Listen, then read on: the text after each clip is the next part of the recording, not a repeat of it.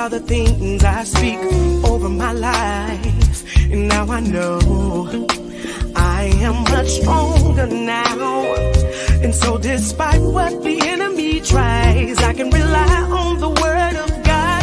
So now that I get down, I can't turn back the hand of time. I can only see.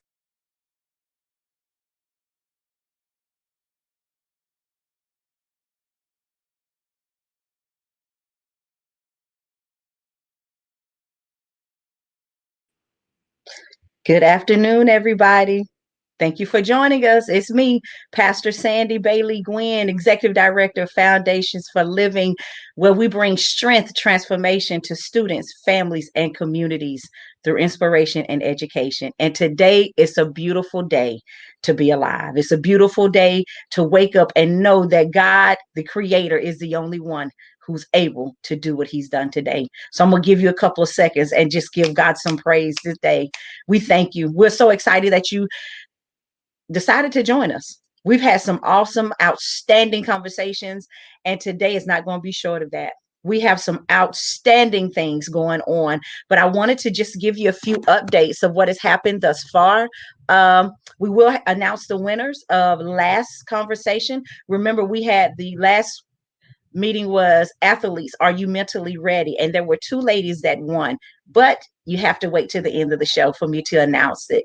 We do have a new contest. If you're able, after listening to this outstanding broadcast, go to my my website, foundationsforliving.com. Answer those questions. First place will get $35 Walmart card. Second place will get a $25 Walmart card. And I just want to thank y'all for trusting what's moving. What's your faith to move forward? What is driving you to come out of a situation that you're currently in? So we're just excited. Today, again, it will not be short of anything you previously seen. We have a young lady, and I'm going to announce them, and then I'm going to bring each one up, and then we'll go back. But my first guest, her name is Cari Barney. I met Cari probably about a couple of months ago. As you know, I'm a board member for the Peace Place, where we house women and children that are coming out of a domestic situation. But she was just brought on as a family member. When I say family member, we hired her as our teen advocate. Never really sat down and heard her story until I was working on this show. And the executive director, Tracy, said, well, you know, we have Tracy. So I met Tracy, talked to her, cool young lady. But her story is the one that compelled me to ask her to come. Another beautiful woman of God, Dr. LaTarsha Holden. And I know if I'm mispronouncing it, she's going to correct me, but this woman has been through a lot. But as the Bible says, or as we say, thank God I don't look like what I've been through. She's a woman that has a story of being in her 30s, homeless with 6 kids. But the story is going to turn you into a person of giant. If she can get through that, surely I can. So at this time, I believe both of my guests are ready. And again, stay to the end of the show. We have some outstanding announcements. I need for you to share. I need for you to like. I need for you to share. I need for you to like, because today we're going to talk about teen domestic violence and homelessness among women. We know there are some men that go through domestic violence, and we know there are a lot of people there are a lot of men that go through homelessness. But today, I'm bringing on the ladies. Me and I got you. But today, we're going to talk about teen domestic violence. If you can bring Cari in, and then if you can bring Dr. Holden in, and we'll start this show.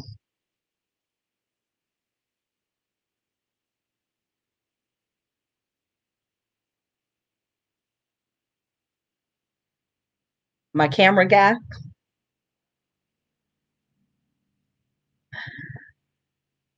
Okay. Well, we just go wait, because I think he's a little busy. There you go.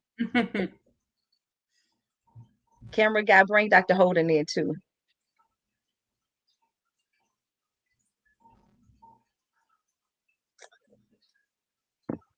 Let's see what's going on. All right. Until she gets in, Cari, we're going to have a conversation. All right. And I don't need for you to be nervous, because it's just us. So here's Cari. Who are you right now, and what are you doing right now?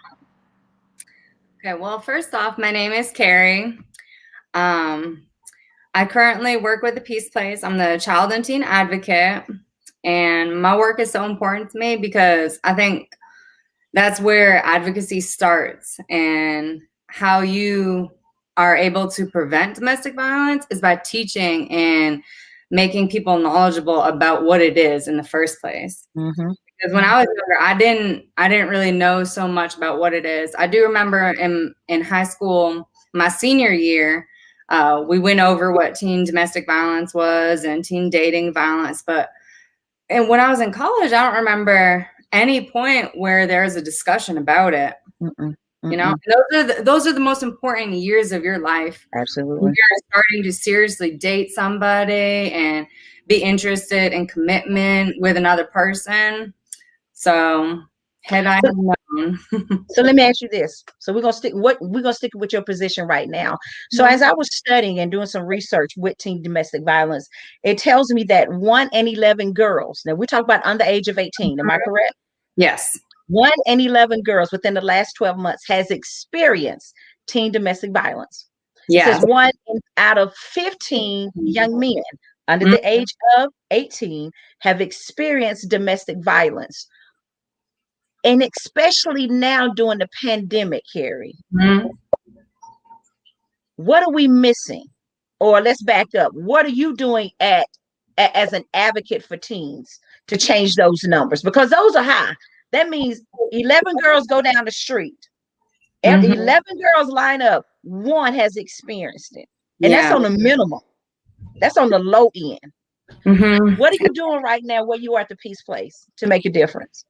So right now, I can successfully say that the students at one of our local high schools actually saw a presentation that I video recorded during their whole school. Got to see a presentation that I was giving statistics and information, warning signs, red flags about teen violence.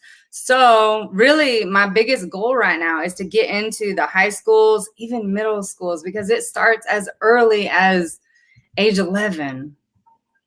11. Yes. Go ahead. 11. I'm thinking sixth grade. I was in sixth grade when I was 11. My daughter is in the sixth grade and she's 11, and I can't fathom her experience domestic violence at that early age, especially when you don't see it. You're not, and then we're going to talk about that. You're not in the house where you see this. And it happens electronically now. And especially this time during the pandemic, it's happening more and more electronically and digitally through, the controlling behaviors, through text, through, Snapchat, TikTok, whatever they're doing now. There's a lot of that TikTok going on. But the controlling behaviors, wanting to look at somebody's text, wanting to know who they're friends with on Facebook, being controlling about who they're friends with on Facebook, or you can't follow this person, you can't like this person. Those type of behaviors are control tactics that abusers use to, manipulate and control their victim. So we're not even face to face. But you're controlling my movement through a telephone, through a device. Yes. And I'm taking you seriously. Oh yeah, because the fear of that person, of what their reaction is going to be, it's so intimidating. Sometimes it can be so intimidating, and you're just worried about what their reaction is going to be. So you follow with what they say. Cari, what made you get it? Because right now you're doing an outstanding job for the Peace Place, and as a board member, I commend you. You've come in, you stepped in, you've done your thing, you've created it to be your own world. So we see that as board members. But you weren't always there. How did you get to this point that you want to become an advocate? And like I said, you were educated. So at what age did you start changing or seeing things? So a little background of me. I'm a high school graduate, first in my family to be a high school graduate, and first in my family to go to college. So that's something I'm the first of your family to go to high school and complete it.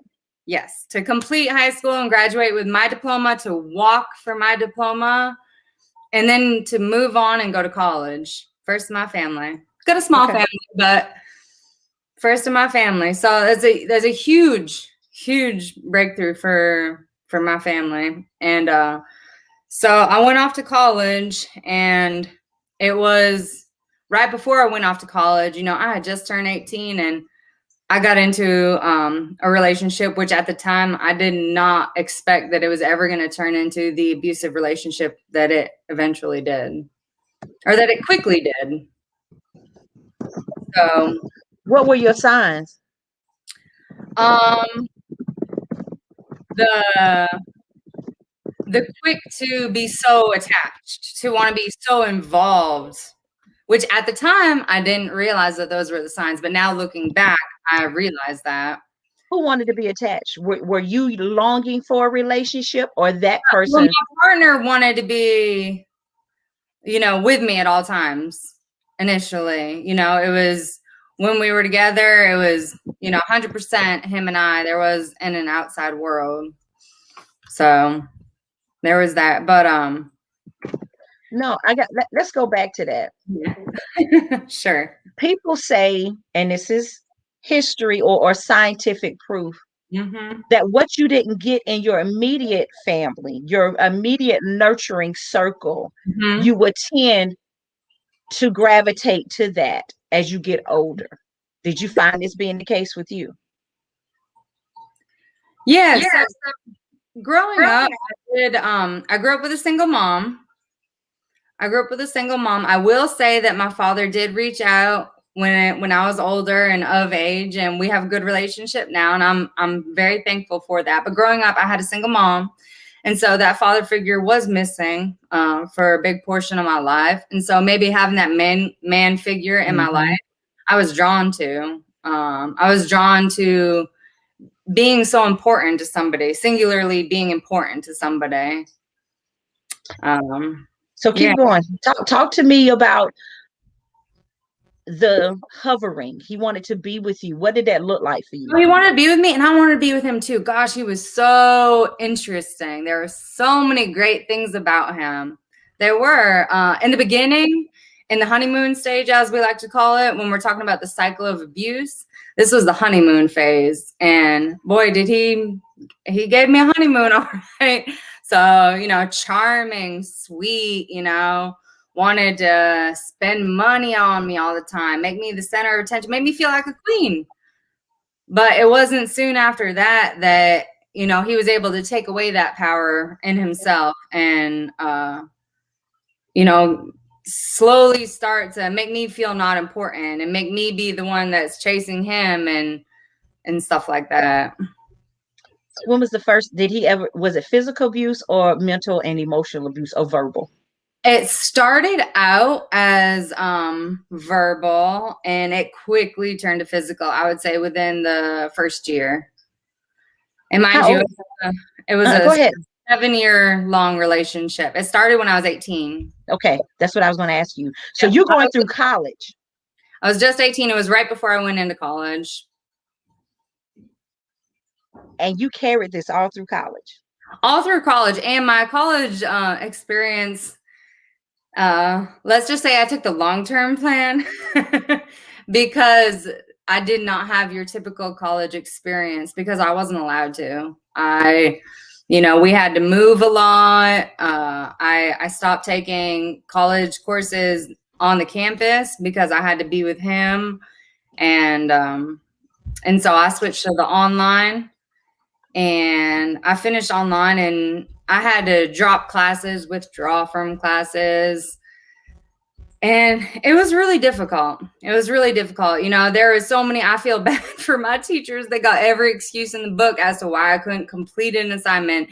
You know, my laptop broke, which that was usually a really truthful excuse because there was many times my laptop got broken because my assignments weren't as important as cleaning the house or making a good dinner or doing this or that he felt was important. So it was really important fortunate that I put our relationship and making him happy above my education at the time.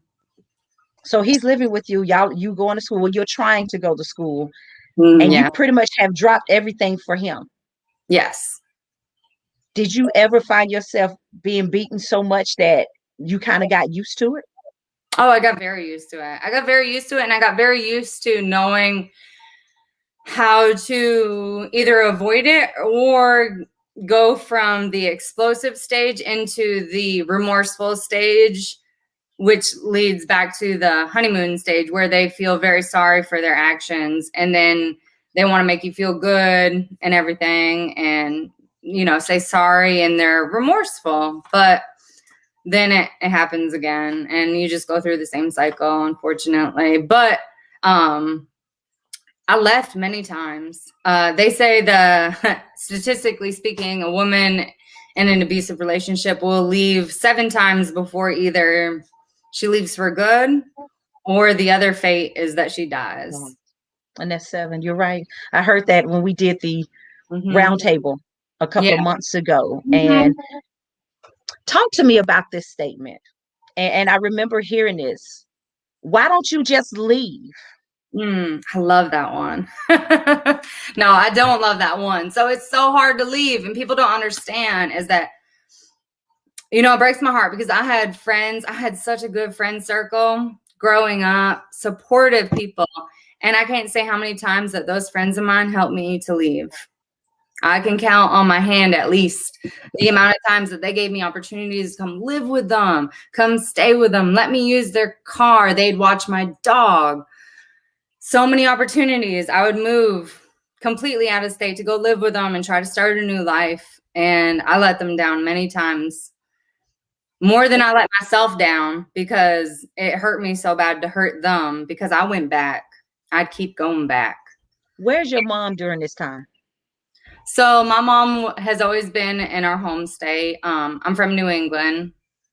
And so my mom was around, and a lot of the times she knew about the abuse, but she knew that there wasn't anything that she could do. And I told her not to. I begged her not to. I asked her not to. So like many people and family members I will see that are in that type of situation, they do what their, like what their daughter tells them to.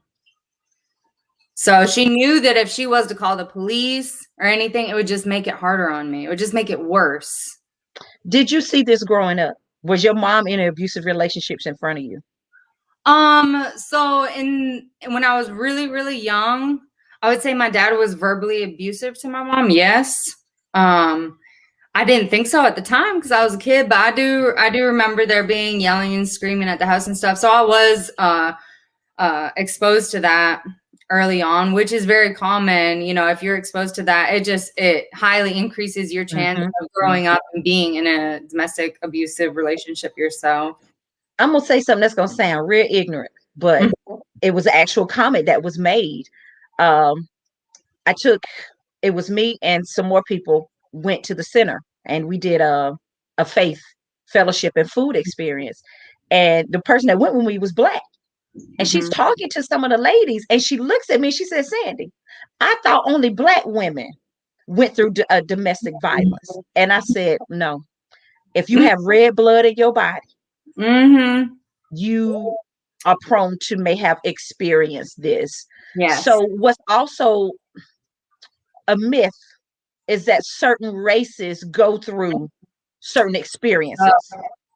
So I will tell you, domestic violence doesn't know race, creed, or color, or religion, or anything. It does not discriminate. That is one thing that does not discriminate, is domestic violence. Because I'll tell you, I was I was in the process of being a college educated woman, white woman. I didn't grow up rich, so I didn't have that on my side. But I was college educated. Who would have thought that it could happen to me? I was talking with a client just recently about the fact that we were talking about how after all of our experiences, we could be a psychologist because we understand so much about this. And I told her, I said, I do got my psychology degree, But you know what? The whole time I was getting it, I was in this situation. I was on the other side of this. And it's unbelievable. We got comments coming in, Cari. You are Sure. so brave to talk about this, Kimberly Harris. So she's giving you a compliment. One lady said domestic violence doesn't discriminate. One lady said, I worked as a correction officer and I've seen so much of this. Thank you. Thank you, Kimberly. Yeah, thank you. There is a law, and I remember coming to the task force where women who end up trying to escape in the midst of it may kill their abuser, and they spend more time in jail for self-defense. Yes, there's that case going on right now, and forgive me because I don't know her name, and but yeah, there's women that spend time in prison for this, and that's why recently they've been trying to change the laws around, and they did change the law in Georgia about the predominant aggressor, because in that type of situation where the police show up, it's not always the person that's instigating the violence that's the one that needs to be brought to jail, because it's usually if the woman is defending herself, then she shouldn't be persecuted, because even though she might have instigated it, that's not the case. Yeah. And I think I remember one case where the young lady was being sex trafficked. Yeah. And that's, I think, I don't know if it's been solved or it's in the news, but because she killed the person who was trafficking her. I remember that. Yeah. I mean, it's like a no-win situation. So now I know, like you said, it's on the floor, that they look at these cases differently. Yeah. We're going to talk a little bit about this, and I'm going to bring in my other guest because I'm going to segue it too. But how do you think children who see, because now you have a beautiful son, what was your motive? What was your faith to move forward? Well, it was my little boy. It was my little boy, indeed. I just knew that I couldn't bring him up in a house where mommy couldn't be at her 100%. Because if mommy's not at her 100%, then he doesn't have 100% mommy. And that's not fair to somebody that didn't have that choice to make.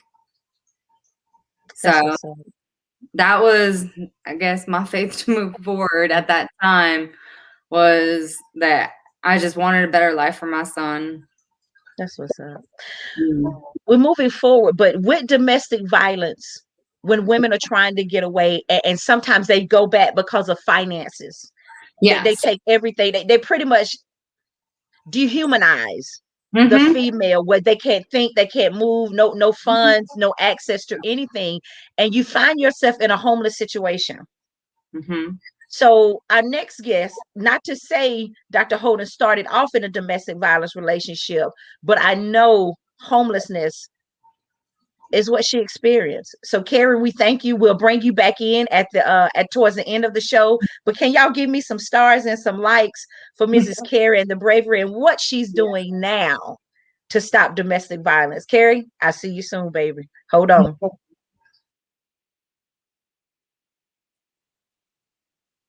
Doctor. Hi, how are you? I am doing well. Thank you so much for joining us. Thank you. People do not know. Some people are like, how do you meet these people? But for us, we met in Douglasville at an award show with Tangi. What is Tangi's last? Tangi, is it Brooks? Tangi? I forgot. Alan? And she reached me this morning, but because of her, I met you because we both received an award that day, and we have just kept in contact. I've been watching you do your thing, watching you shine, watching you be awarded for major national awards, and also now you're training. So tell the world who Dr. Holden is. Oh my goodness. I'm Dr. LaTarsha Holden. Born and raised here in Atlanta, Georgia. I am. Wow. That question just, you know what? First, I was just like, I'm a servant leader. A servant leader at heart. Anything I do, anything I teach, it comes from a servant leadership perspective. A mother of 6 children, an overcomer. So I'm just somebody who believes in shattering glass ceilings and and stomping out the odds. So just give them a few things that you are doing now, and then we will continue the conversation. Talking about professional development, your books. Oh my goodness. Well, within the last 13 years now. So within the last 12 years, I went from being homeless in the streets with 6 children. We was homeless for 4 years. Don't tell that story. I ain't ready for Oh, that. I want you to talk about what you're doing now. well, Then we're going to get to that. okay, right now I am an inspirational speaker, an international speaker as well. As of last year, had the opportunity to do leadership training with college students in India. So my company you see behind me is Phoenix Rising, and Phoenix Rising is where I go and empower and inspire people that they have the power to rewrite their story. Rewrite their story. That ain't all. Tell me about that big one. The mother of the, was it? What is? Oh my goodness! Yeah, as of last year, God allowed me to by American Mothers Inc., which is a national organization. It's been around 85 years. They started back in the Eisenhower time with his wife and other women of their era, where they would choose one person. They get nominations from all over the world. They would choose one person to represent that individual state, and then out of the 50 plus women that they would choose one of us to go on to make national Mother of the Year, which I was chosen last year, 2020, to be Georgia Mother of the Year. And God said, I'm going to take it a step further. I was also chosen to be National Mother of the Year for 2020, which I became the 85th woman in history to ever hold that title. Come on here. Come on here. Let me see what else did I. Your books, and then we're gonna go into the other story. How many books have you written? As of now, 13. I am in the pre-production stage of writing a book on parenting for parents and caregivers. So as of now, 13, and as of last year, I created my first Christian comic book, as you see the poster on the wall. Now that's just grand, and you pop it and you like it. But girl, you don't look like where you been. It's been a journey. It's been a journey. I still sit here sometimes and I don't know. I just, oh my gosh, it's been a journey. The last 12 years probably was the hardest time of my life, working my way up from rock bottom. How did you go? Now we know how we create kids. We know how to create kids. But from 6 to homeless, where do you start? How do you get homeless? Well, when you was talking with Cari, I'm glad that was a good segue that you did into the homelessness, because domestic violence can and oftentimes leave women homeless when they decide to leave. And that's another reason why a lot of women struggle with leaving, because who really wants to be homeless? You feel like you got a roof over your head, and you don't have to go through that struggle. But for me, after a painful 10-year abusive marriage ended, I was so broken, I didn't even know my right to left, up and down. My mindset was I was almost like a piece of a shell of a person. I think the mental and the verbal abuse and some physical abuse, it just did me over. And so when that marriage ended, I didn't know who I was. And so that's how the homeless began. 6 kids. Did you want 6 kids, or it just happened during the ins and out of the relationship? Well, I had kids early. I had 4 kids by the time I was 22. And I had I dropped out in the 10th grade. So at a very young age, I really just got off track. I just got off track, trying to look for love in all the wrong places. And so, yeah, I had kids at an early age. So by the time I was 30, I had 6 kids. And 6 kids, 10-year relationship. When did you decide? And I'm gonna say it, the hell with this, I'm out. And undereducated, am I correct? Yeah. That's when the marriage ended, I was 35, uneducated. When I say uneducated, for those, because I had a GED, I had a 10th grade education, and I did get my GED. So to me, that's uneducated when you're a mid 30-year-old woman. So I was uneducated, very little work history. I was a stay-at-home mom most of my life, but when the marriage ended, I just didn't know what to do. I just think the verbal abuse just really did a number on me. The mental abuse did a number on my psyche, and I was just lost. So No, go ahead. okay, no, so to be homeless in the streets of Atlanta for 4 years, and we're not, and most people say, "Oh, I was home, I slept on." No, when we talking about shelters, empty buildings, cars. When I rode in college in 2007, we was living in a boarded up house as squatters. And at that time, I had 2 kids in high school, 2 kids in middle school, and 2 kids in elementary. So when I said I was mentally spread thin, I was mentally, yeah. Sometimes I even still I deal with some of the residue from that process. And I think I was so late because I was a late bloomer, I call myself now. It just that mental shift was almost unbearable just as being homeless. I'm normally not speechless, but you got me, because it was hard for me for 3. Mm-hmm. And I wasn't homeless. And I told my husband this, because I'm gonna tell y'all what happened within the last 72 hours. But I can't imagine having to sustain me, more or less 6 kids, and you trying to find somewhere to go for safety, food, shelter, and still somewhat looking over your shoulder to not know if somebody was going to grab you. Yeah, and then like I had so much. So here I am. I'm trying to keep my kids from the school to prison pipeline, drugs, gangs, defects. It was hard. I mean, the humiliation. I was drowning. Mentally, I was drowning. But I just knew that no one was going to come and save us. I knew I didn't really know what liberation looked like, Pastor Sandy, but I knew I had to do something to try to change the trajectory of my family's life.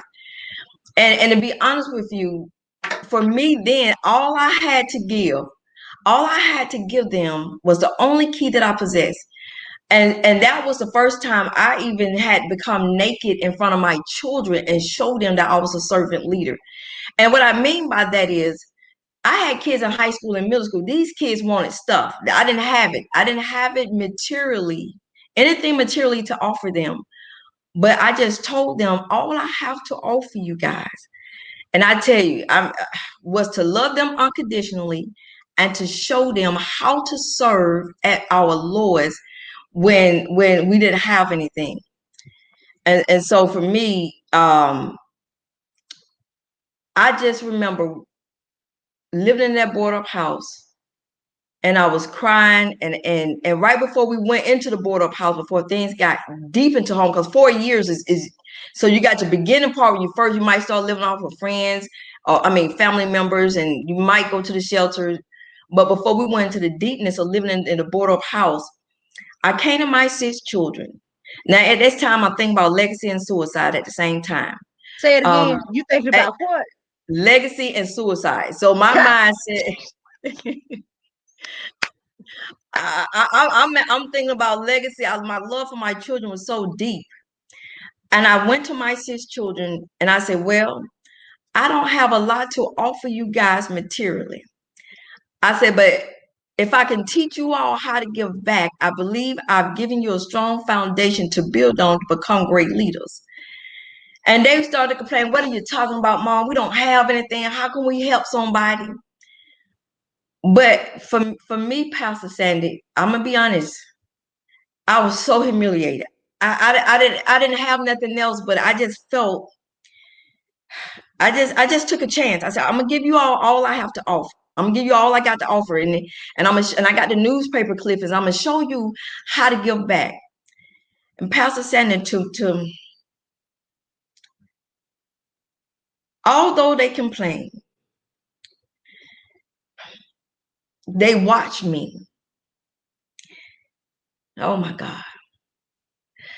And one by one, Pastor Sandy, I just remember my son coming to me his senior year in high school and said, Mother, by what you showed me about giving back, my way of serving is joining the United States Marine Corps. He served 10 and a half years before he medically retired. Now he's a second year college student. graduating in May with his associates. Another son became a caretaker. And then my daughter said, Mother, by what you showed me, I want to go into the medical field. She's a EMT licensed pharmacy tech, and she's in her 3rd year of college. And then my other daughter said, Mom, by what you showed me, I'm going into college to get a degree in human services. She graduated last year with her bachelor's, and she joined the United States Army 3 years ago. My 19-year-old daughter became she's now a 4-time published author, but she became a 2-time published author by the time she was 16. She's a spoken word artist. She's been speaking out on social justices since she was 12, and she just launched her first tabletop games that she created for children. And my 18-year-old son, his name was Omega. He's the last and the end. There's no more coming after him, Sister Sadney. When he graduated in May, I might get on the plane and tell everybody about it. I don't know what.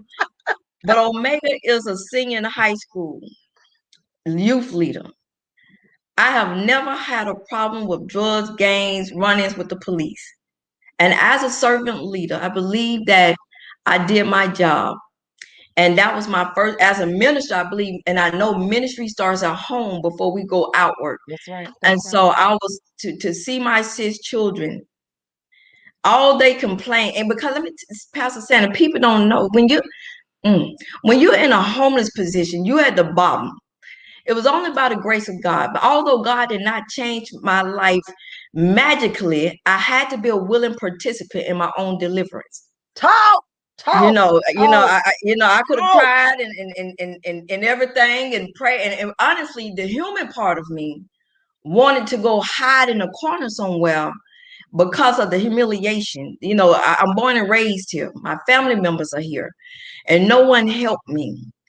And so when I was homeless, I just knew no one was coming to save me. But the journey got so hard because the mental shift, the longer you have been in a dark, sunken place, the harder it becomes on your mental and your psyche. And so the mental, to be homeless for a year, like you said, I'm keeping everybody, I'm drowning. I'm gonna give you a visual. I'm up on the water. And I got my kids complaining. I got family members laughing at me. But every time I come up above water and take a breath, I encourage my children, you can make it. And then, oh, Mama, we don't know what you're talking. And then I go back under. I'm drowning. Mentally, I'm drowning. But I come back. My job was to get them to shore safely. That was my job, to get them to shore safely. And Mama, why we don't have this? I'm trying my best. I want somebody, here I am. I'm trying my best. I'm going to school. I don't know why we're going through this. I don't know why. And so every time I'm getting blows. Even when they complain, it was a blow to me because I'm doing the best I knew how. It was a blow. I'm going to show you all how to get back.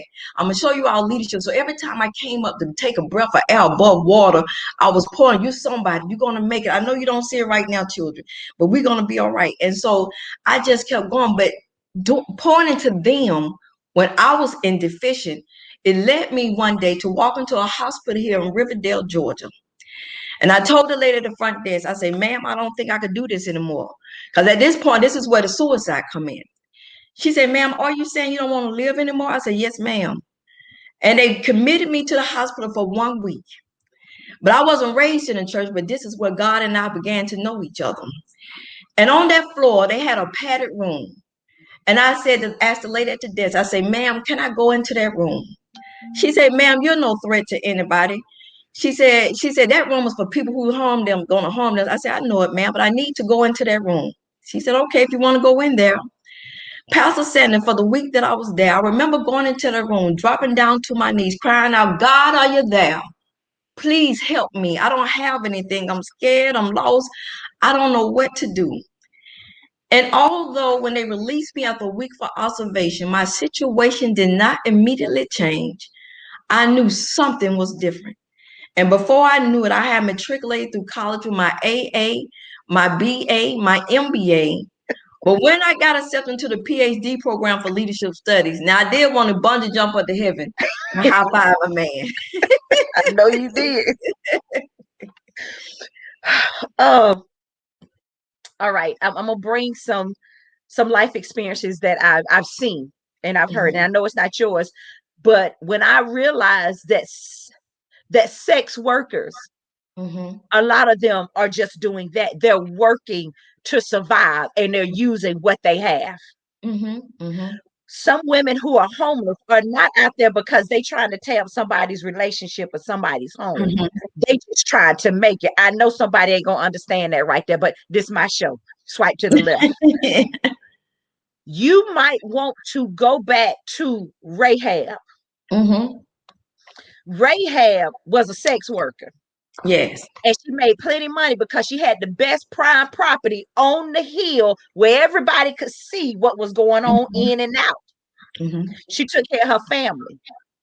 She had goods within, because if you look on top of the top of the ceiling, she told the spies, go hide up under those leaves. Those leaves were commodity. She sold that along with her body to provide. So I don't downplay sex workers no more. In fact, sex workers know how to protect themselves from STDs. They know how to maintain it. Sandy, why are you talking about this? Because it's intersect with domestic violence and homelessness, and it also intersects with HIV.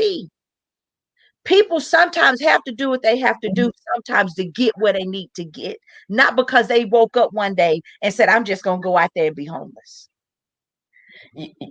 You said something, and I want to be honest. Although I didn't venture out, but the thoughts came. Like you said, when your back is against the wall, you don't know what thoughts will come to your mind. I remember calling a girlfriend one time and saying, "Hey, don't go nowhere." Darius, bring Cari back in. Bring Cari back. Go ahead, Doc. And I even remember calling a friend when I got into that board up house. And I said, I'm thinking about, going to dance, going to strip dance. And she started laughing and she said, not that you don't have a nice body, but she had to remind me who you are. Come on. She said, you're not even a street person. They would eat you alive.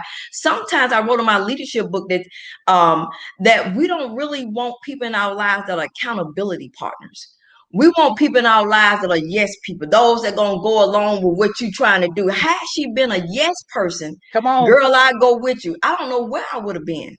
But because she was an accountability partner and say, that's not for you. And so I had to stick by. And so for me, I had to realize I had 12 eyes watching me. So everything I did was on display. So I had to model leadership principles when I did not want to model leadership principles in front of my kids. And they saw me crying, depression. But like you said, I don't knock anybody because the thoughts came to my mind. It was only by the grace of God that I did not go out there. 4 years is a long time of being laughed at, talked about, your kids complaining, but it was only by the grace of God. So I'm with you, Pastor Sandy. I don't have nothing to say about. Because Foundations for Living works in 4 areas, again, prevention of HIV, domestic violence, mental health, and career development. For some reason, God would not allow me to just stick with one path. He's allowing me to see that there are concerns that concern him, but they all intersect. But Foundations for Living is here to show you how to get out of it and how to stay out of it. That's why this talk is so crucial and so needed. And when I tell you, we got people commenting like crazy. God, we take so much for granted. Some of the comments, this ain't nothing but 7 lives of wonderfulness, if that is a word. We would like to hear from you, from your children. Yes. Oh, and when you said this, I commend you for building your empire and your legacy. Oh my goodness. So I'm going to ask you this question. And you said something about it, Dr. Holden. The community, and Cari, I think, how important is it for community faith leaders or community stockholders to be involved when somebody is trying to come out of domestic violence or homelessness? Cari, what's that look like for you? Well, so for me, things were really different. I gotta say, it's so important. But for me, I moved over 1,000 miles away from my home and my community and everything. I moved to a state where I didn't know anybody. I didn't have any friends. I didn't have a single family member. So I was alone here with my itty bitty baby. I didn't have community. It wasn't until I met I met my boyfriend and my forever partner that I was introduced to my church community that became my family. And once I had that family, I felt at home. And so it's good thanks to my church family. And soon after I began having moms groups and things like that, that I got support from the outside that I didn't have when I first moved here. And it's just so important. I see that, at the shelter that I work at, the women that come in and they will testify to this, that having the community support is just so important. And that, when they're at the shelter, and that's maybe the first time that they've ever felt so supported in their whole life. That's good. Dr. Holden, same question. How important is for faith leaders, if that is your go-to, that faith leaders be equipped to handle somebody that's homeless or coming out of a domestic situation? Oh my goodness, it's definitely very critical that they get involved. But even when I was at the shelter, and it was a 90-day emergency shelter we stayed at, they had a program that we could have went from there to a transition home, but I had to go to an interview. An interview because was honest and told that yes, I used to be in a domestic violence situation. I'm no longer in it. That disqualified me from going into the transition home, and I couldn't believe it. And so when we left the shelter, the cycle. That's why I was so long.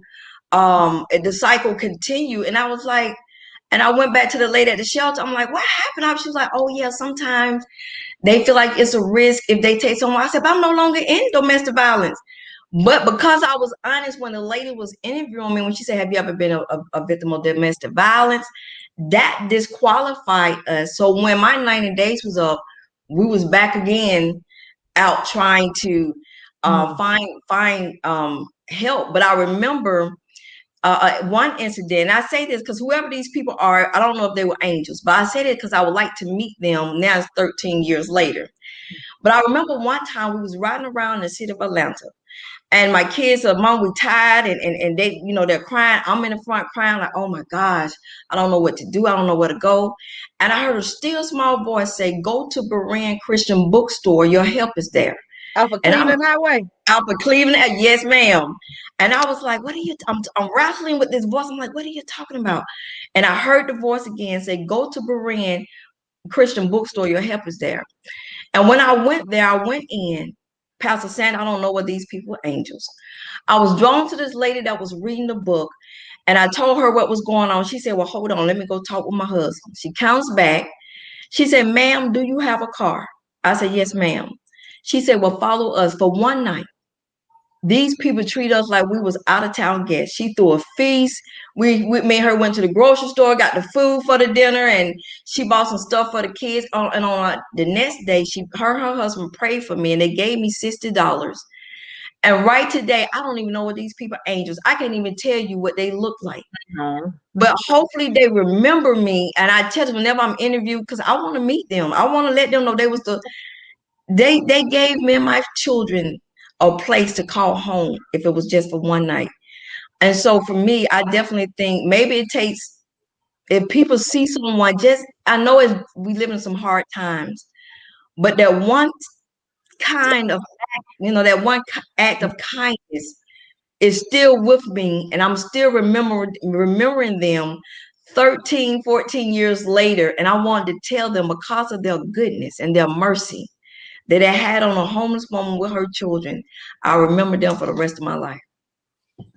I'm going to tell a story, but I need to know this. Cari, what is your affirmation, your Bible, your song that keeps you, what's that to keep your faith to move forward? So I gotta say that I just recently actually got saved and baptized after moving to Georgia. Yes. It was August 5th, 2018. I got saved and then baptized on September 23rd from my pastor, who he's blessed me in so many ways and just speaks everything that I need to hear when I need to hear it. So You know, thank the Lord for him, honestly. And I thank God for bringing me to my boyfriend who helped bring me to God, because I know that was the plan all along. But I gotta say, so it's not a scripture, but it's a song that this woman at my church sings. Shout out to Lydia, because she and I just love it. And it's a song, so much to thank him for. And it's just so much to thank him for. And I do, and knowing what he's brought me from, I get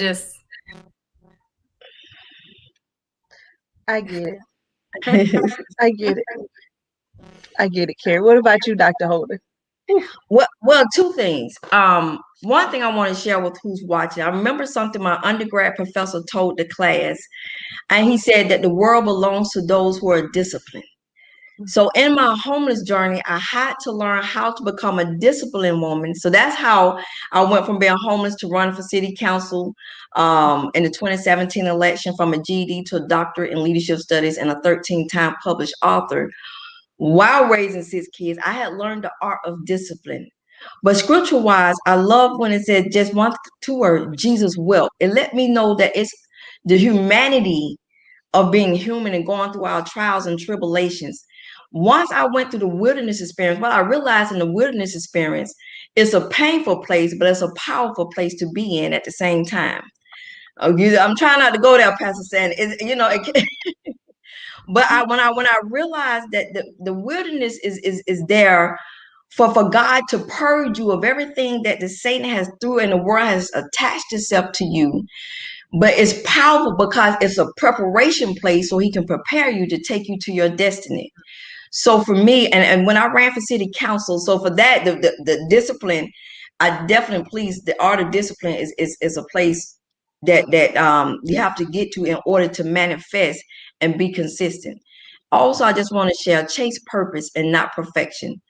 When I came out of homeless, I realized it was not trying. If I waited until everything was perfect, there was no way I would have did anything. If when I rode in college, I was living in a boarded up house. I mean, literally, it was boarded up all the way around. I remember sitting on the front porch. The fire truck went by to a fire around the corner. On their way back around, they saw me sitting on the porch, and they stopped the truck, and they got off the truck and say, "Ma'am, do you live here?" And I was like, "Oh, yeah, yeah." He was like, "Ma'am, it's a fire hazard. You can't live here with them boards." And so I said, "I'll take it off. I'll take it off." And I had neighbor when they pulled off. That's just how the house was boarded up. But in that process, I realized this, Pastor Sandy. Most people that was laughing and talking about me are on the sidelines. You'll rarely hear somebody that's talking and got time to down you when they're busy and being productive. So I had to learn how to put my blinders on and move toward the finish line and drown out the noise of the naysayers. So for me, discipline, chase purpose, and not perfection. Got to be more careful. So one thing about God, even when I preach, he's not going to allow me to preach something that I haven't experienced.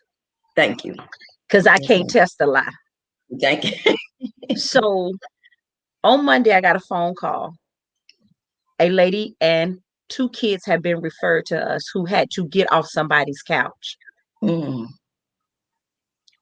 a small organization, financially small. But I was getting ready to have a phone conversation for a young man who said, "Hey, my wife and I have been blessed and we want to help you help other people." Before we could have our scheduled meeting, this phone call came in about this young lady. I talked to the young lady. I verified the information because people will scam you. But I verified with the school system and it to be true. So I called my community partner back. And I said, "This is what's going on. She needs 7 days." His statement was, "How much do you need?" Not how much was it. He was like, "Tell me what you need." I looked around, got the best price, got the hotel. He sent me more than enough of a hotel. He said, "Now go get a gift card and get groceries." Mm-hmm. Mm-hmm. Not only that, we went and got the application so she could start the process for her permanent house. I'm like, why am I going through this before the show? And it was like God was saying, now I want you to see what truly the process is to be a community supporter Yes. of somebody who has to have your hand to hold. Yes. People that I was connected to, I took them to dinner. She said, we had always rode by here, but never stopped in. Was able to eat free. We gave her food. And I'm saying all this, ministries that are listening to me Mm-hmm. tonight, if the only thing you concerned about is when the last time or the next time you go get a word out there for 20 minutes, close Mm-hmm. your doors or shut your Zoom off because you ain't doing nothing. Mm-hmm. Ministry is when people can depend on you to walk through the valley That's right. and bring them some light. I think if Cari had somebody that she could go to and she was ready, Mm-hmm. it might have been sooner than later. But God's timing is perfect. I believe with you with Dr. Holden, if you knew somebody that was not on the sidelines, but in the lane with you, Yes. your journey would have been a lot different. But I'm just encouraging people. And I think that person is on right now, my community partner. I thank God for him. Because why Foundations for Living? You know a whole lot more people Mm-hmm. that are trying to do a will. But we are just grateful that we were able to help her. We're going to keep in contact with her. The journey is just beginning. But there's Yes. one thing I know, you've got to speak life into a dead situation. And she doesn't have that right now. All she knows is the negativity of the abuser. Mm-hmm. Mm-hmm. So, ladies, I thank you. God, I thank you for what you have done tonight. Um, so many people have been freed up. Cari, how can people who are wanting to move out of domestic violence, is some resources, the telephone number that you can spout out? Do you have it written down? Yes. Oh, well, I know it now. It's 706. Well, the number for our shelter is 706-387-0100. And then the other number that I wanted to list is Project Safe's teen text line, and that's for all teenagers. Anybody can really text it, but teenagers specifically in the state of Georgia, it's 706-765-8019. Again, that's 706-765-8019. And they can text at any time, 24/7. Yeah, somebody's always there. It's a text line because I know teenagers just love to text. And for the Peace Place, let me let you know, we house Banks, Barrow, and Jackson County. If you're coming out anywhere outside of those counties, call us anyway. Yes. We have relationships with other organizations that we can send you to. We just want you to be safe. Dr. Holden, any last words from you before we leave? And then Cari, we'll close it out. Well, first, I just want to say my book, No Longer Lost From Homelessness to Overcomer, is available on Amazon. But if you order from my website, I will send you a signed copy. I'm an inspirational speaker. So if you're looking for a speaker for your next event, a workshop facilitator, please contact me. You'll be able to get in touch with me again on my website. Or you can email me at LaTarshaHolden@yahoo.com. Or if you want to book a coaching session, you can reach us at 404-838-9587. And I just want to remember one thing. I just want to tell whoever's watching that I just remember something that Dr. Miles Monroe said, that adversity introduces man to themselves. So if you're going through something, just know you got to ask God, what are the lessons that he's trying to get you to learn while you're in that situation? Oftentimes when we go through something, God is trying to prepare us and teach us and grow us so we can be prepared for the next level and dimension he's taking us to. Look, this is my show. Stop all that. I'm sorry. You wrapping up. You know, anytime I'm around you, your greatness, it just rolls off on me. Sorry. I ain't mad at you. Look, Contagious. the last two winners last week. The winner is who got all the questions right is Minister Monica Williams, and the runner-up is Mrs. May Lewis, Eddie May Lewis. Inbox Foundations for Living so you can redeem your prizes. It's been a great show, but I tell you what, we go higher and higher. So in the next 2 weeks, which will be next, it'll be Thursday, March the 11th. I got 2 of my men that's coming in strong, ladies. We have Angel Camarna, all the way from Canada, and we have Bob Mackey that will be joining us. The name of that show, From the Bottom to the Top. From the bottom to the top. If you know Bob Mackey was just on Shark Tank February the 5th. So he'll be talking about his product. But Angel, he ain't nothing to play with, baby. So again, I thank everybody for what has happened. I just love you. I really do. I do. Thank you for the people that are on Facebook. We love y'all. Y'all take care. And we'll see you soon. Bye. And now I know I am much stronger now. And so despite what the enemy tries, I can rely on the word of